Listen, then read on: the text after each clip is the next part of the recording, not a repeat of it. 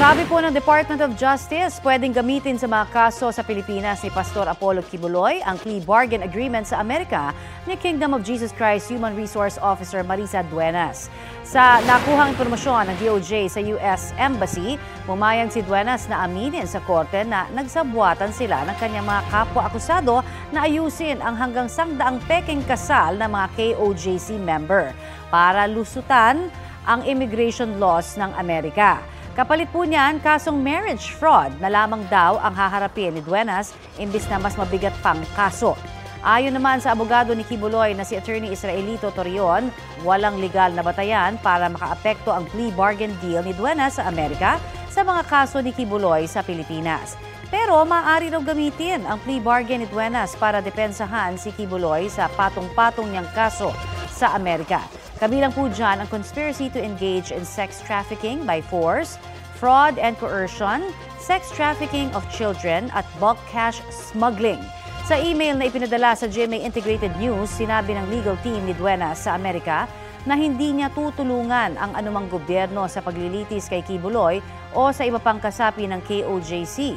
Nananatili raw tapat si Duenas sa kanyang tungkulin sa religious group.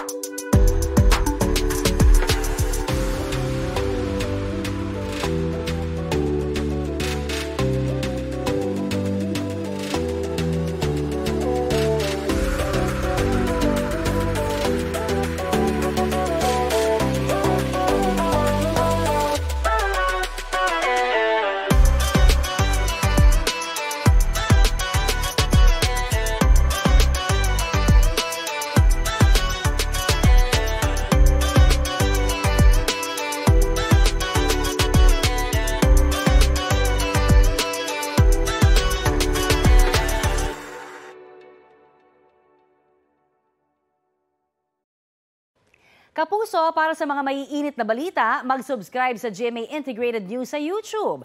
Sa mga kapuso naman abroad, subaybayan nyo kami sa GMA Pinoy TV at sa www.gmanews.tv.